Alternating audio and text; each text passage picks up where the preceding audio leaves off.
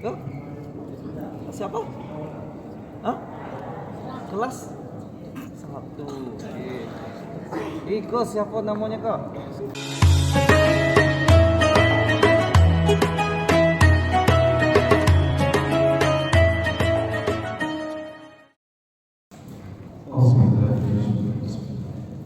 Assalamualaikum warahmatullahi wabarakatuh.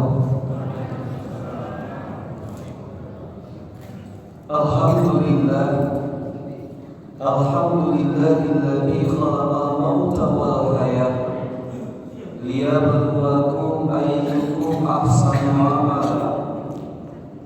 Asyhadu an la ilaha illallah wahdahu la syarika lah wa asyhadu anna Muhammadan abduhu wa rasuluh sallallahu alaihi wasallam la nabiyya ba'da amma ba'd. Alhamdulillah, bersyukur kita kepada Allah karena Allah masih memberikan nikmat hidup dan kehidupan kepada kita. Mudah-mudahan dengan rajinnya kita bersyukur, kita digolongkan oleh Allah kepada abadan syakura, hamba-hambanya yang pandai bersyukur. Salawat beramai dan salam kepada baginda Nabi besar Muhammad sallallahu alaihi wasallam. Mudah-mudahan dengan rajinnya kita bersalawat di yaumil akhir kelak kita mendapatkan syafaat dari beliau. Sama-sama kita hormati segenap pengurus Masjid Jamiah Hasanuddin Sabi Isma Rabbikal A'la, para pelaku dunia mama, urek tunggang pujuan dan urek di nagari, dahan rampak daun nanti kunjung saku, putih alabe buah dan masa anak kamanakan, nan jauh tanpa nyari dan kakek jorong basuh, urek ku dalam galanggang, kapai sampai batanyo kapulang sampai babarito. Seterusnya di belakang ibu kami butuh kandung limpape rumah dan gadang, cahaya rumah saledang dunia, sumakaklah bumi minang kabau. Bapak Ibu kaum muslimin kaum muslimat sidang jamaah salat subuh yang dirahmati Allah. Pada kesempatan subuh kini kita cuba balik mula-mula kaji maingi dan tak lupa menjago-jagokan dan tak kalau. Jadi sebagai tema kajian kita pada kesempatan subuh ini, kita membahas mengenai ketika ajal tiba. Maka berbicara kita pada ibu mengenai ketika ajal tiba, ada sebuah pituah minang nasihat dari orang tua kita dahulu yang para rasul kita ini menuangkan. Apa bunyinya? Kalau tiba di garis finish, tak dua di tigo, badan juga balik pulang, katampai asal mulut jadi. Suri katanah dan sabika, badarullah ayat pemandian, balasia bunyi cabia kapan, di pojok di kafe di mulangko sitangia ya bungu, badara badan kasrau, tibu di surau mainkan salat ampe takbir, sudah ku menuju kamu satu, iyo bapak dan bapak Tuhan, tak boleh diriang lahan tanah sakapa bakapalang, maileng maduk kaki belak mamadik papan dan sahalai, badoroh tanah panimbunan tagak mejan dan doa dibaca penghabisan kubuat tatipun orang pun baik. Maka dari pernyataan yang singkat tadi dapat kita maknai apa dan itu begitu singkatnya proses dari kematian itu. Selesai kubuat tatipun orang pun baik. Maka dalam hal ini ada pula sebuah tanda dari alam bagi kita. Kadang kita ceria apa dan itu siang harinya angin padamkan hari, tiba-tiba di sore harinya turun hujan labih. Maka maknanya apa? Hujan saja bisa datang tiba-tiba. Apalah yang namanya kematian. Maka kini apa dan ibu, kita lah masuk di penghujung tahun 2020 ini, dan kita akan memasuki tahun 2020. ada sebuah evaluasi tentunya bagi kita, ada sebuah muhasabah hendaknya bagi kita. Sejatinya pergantian tahun yang akan kita hadapi nantinya bukan dalam makna umur kita dan bertambah, usia kita dan bertambah. Memang ia secara zahir masuk di tahun 2025, patang di tahun 2020, umur kita sampai 10 tahun atau 50 tahun. Masuk di tahun 2025 bertambah 1 tahun lain sampai 21 atau sampai 51. Maka sejatinya secara zahir memang jumlah angkunya bertambah, namun secara makna lebih jauhnya bukan umur kita yang bertambah, tapi sejatinya kematian kita yang semakin dekat. Bahkan kalaulah kita cakap Allah ketika Allah mengirimkan tanda-tanda bagi kita ketika kita berusia 20 tahun ke atas. Apa tanda-tandanya tadi? Kau Rabbi dahulu dan hitam kini dan mulai bangsa-bangsa putih. Banyak tandanya. Maka artinya apa? Artinya adalah kalau ada tanda-tanda yang demikian, kita lagi sudah ingin melihat bahwasanya kita pasti akan mati. Kita pasti akan kembali kepada Allah. Maka dapat kita renungkan ayat kullu nafsin dha'iqatul maut. Setiap yang bernyawa pasti akan merasakan yang namanya mati. Dah hanya tubuh kadang ketik sehat ataupun sakit, maka pasti yang merasakan yang namanya mati tadi. Maka dari itu apa tadi? Para guru hendaknya di akhir hayat kita meminta kepada Allah. Apa permintaan kita? Kau dapat di akhir hayat kita, akhir hayat yang husnul khatimah. Dan perlu kita baca doa yang biasa disampaikan kepada kita apa tadi? Apa tu? Ya Allah, jadikanlah akhir hayat hamba akhir hayat yang husnul khatimah. Dan ya Allah, jadikanlah akhir lisan hamba mengucapkan kalimat la ilaha illallah. Maka tatkala ada sebuah keinginan diiringi pula dengan sebuah doa, tentu harapan kita, harapan akhir dari hidup kita, harapan yang baik tentunya. Maka dari itu apa itu? Tatkala berbicara kita mengenai ajal tadi, maka ada sebuah pesan dari Rasulullah, ada sebuah pengajaran dari Rasulullah yang nantinya bisa kita terapkan ketika ajal itu tiba. Tujuannya apa? Kau dapat kau nyampang terjadi kemalangan bagi insana kita, entahkah itu bagi karib kerabat, tetangga, masyarakat sekitar kita, terjadi kemalangan yang diawali dengan fase sakaratul maut.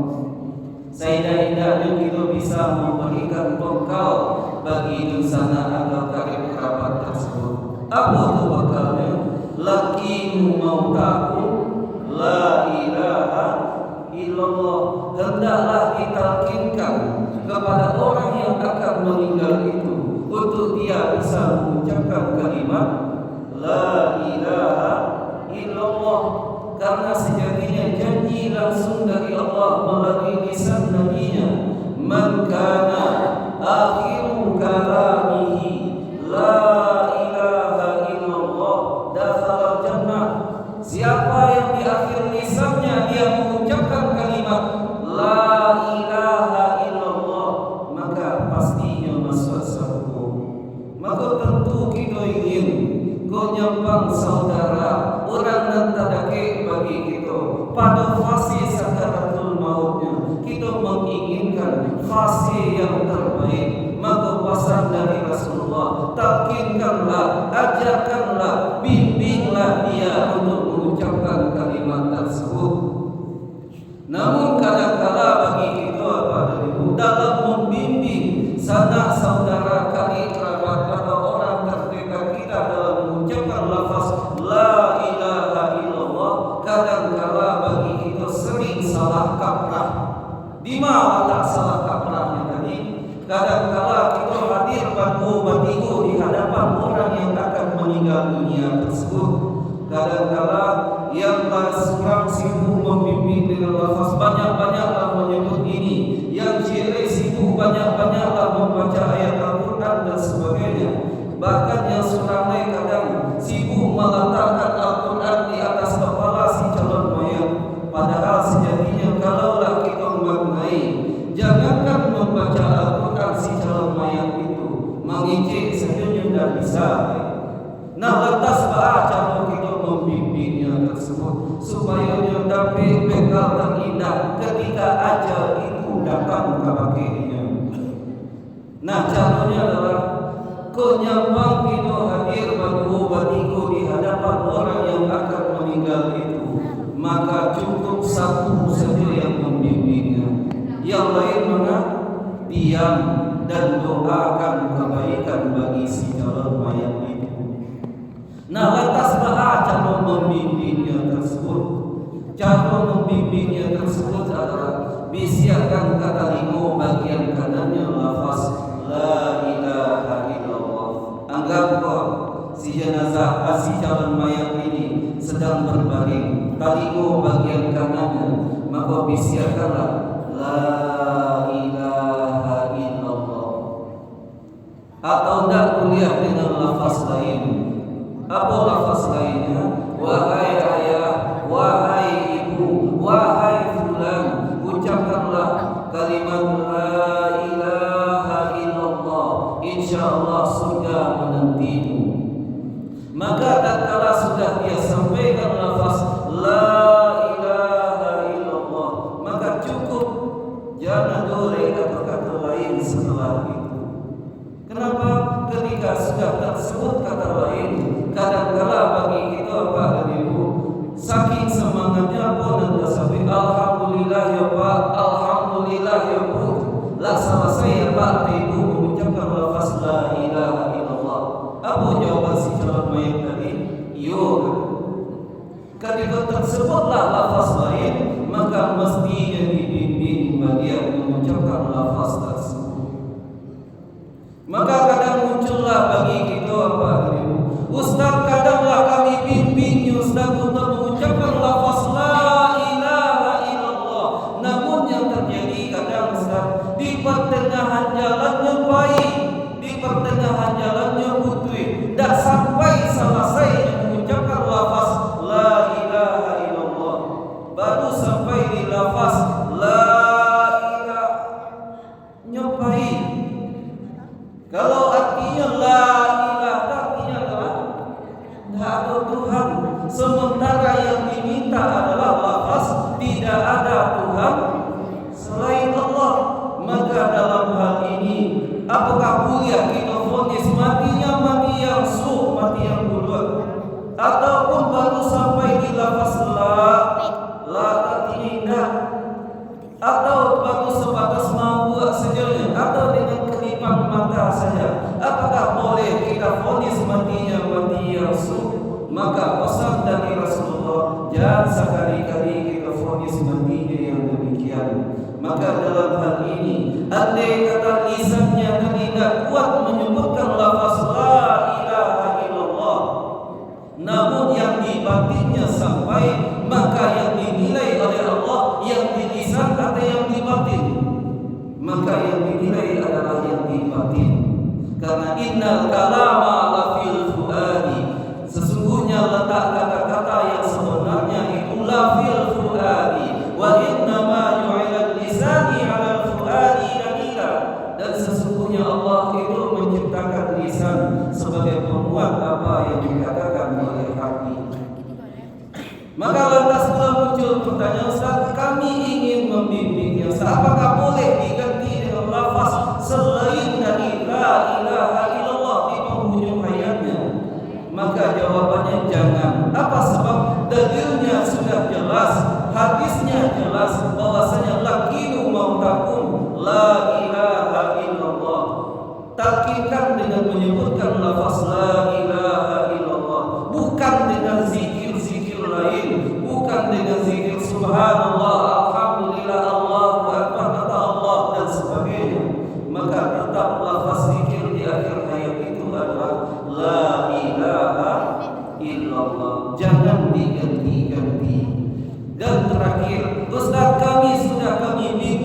Iya Ustaz, namun yang terjadi adalah kok lama sekali dia selesai sakaratul maut. Kadang sudah berjam-jam kami tunggu, kadang sudah berhari-hari kami tunggu. Kenapa bisa lama?